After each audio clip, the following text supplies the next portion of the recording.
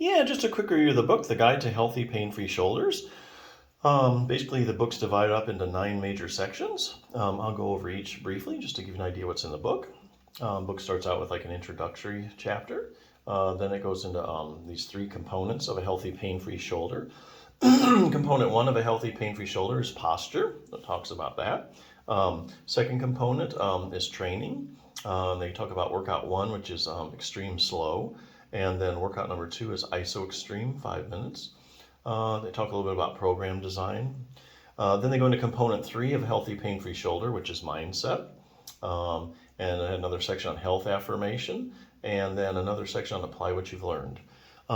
Some key points. I think if you have shoulder pain and you're looking for some exercises to help you, I think this book can offer you, some cutting edge techniques and training methods.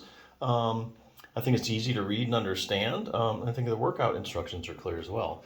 Some books, they give you exercises, do this or do that, and they don't really, it leaves you with more questions than answers, like how do I do this? Another thing, if you do start doing exercises or you start hitting the gym, do a lot of overhead work and you start having trouble with your shoulders, like your rotator cuff, another resource you can consider if you have a rotator cuff tear that's keeping you from doing anything. This is one resource I want to bring up. The 6-minute torn rotator cuff solution for seniors. It has just about everything you need to know about your rotator cuff if you've torn it, where to go, what to do, what it is. Real briefly, starts out what exactly is a rotator cuff. A lot of pictures in there, so if you're a real visual learner, you'll really enjoy this book. It's not just a bunch of dry reading. Second part, answers you need to know. Basically, what are the symptoms of a cuff tear? Are there any arm maneuvers that might indicate you have a rotator cuff tear? What imaging tests are used? Where does it tear at? Are there different kinds of rotator cuff tears? I have a rotator cuff tear and I'm in a lot of pain. I need surgery, right?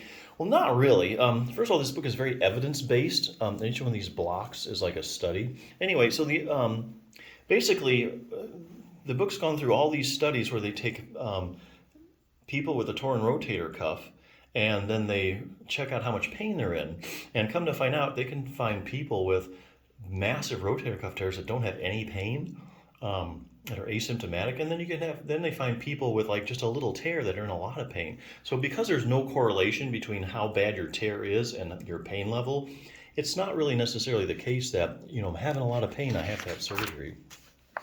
What will happen if I just leave my rotator cuff tear alone? Good question. Everybody wants to know. The only way you're really going to get the good answer to this, evidence-based medicine, you're going to go through all the studies where they take people with rotator cuff tears that are untreated. They follow them for 5 or 10 years. And then, what happens to them? Does it repair itself? Does it get better? Does it get worse? Stay the same? This book will answer that question. How does exercise compare to surgery when it comes to treating torn rotator cuffs? Here again, if you want to know the answer to that, you have to look at randomized controlled trials. The best studies out there if you want to prove that something works.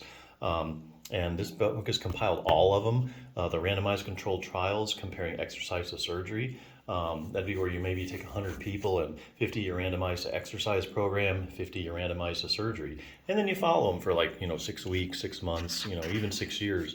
And who does better? To make a long story short, basically, according to the randomized controlled trials, and this is a very consistent finding according to the book.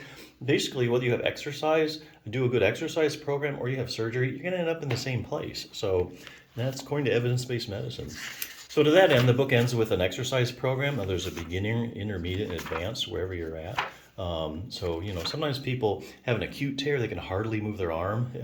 They got you covered in the beginning program. Some people just have a chronic tear that plagues them. They can still do a fair amount of stuff with their shoulder. You can start with the intermediate or advanced. So if you have trouble doing an exercise program because of your rotator cuff, I think this is a good resource. Also, strengthening your rotator cuff will also take care of a lot of shoulder problems as well, because the rotator cuff stabilizes your shoulder joint. And if you get good stability, that eliminates a lot of problems like bursitis, impingement, helps arthritis. 6 minutes, it will take you 6 minutes or less a day. If you're looking for some, good techniques here to get your shoulder healthy and pain-free, I think this is a good resource. So definitely check it out.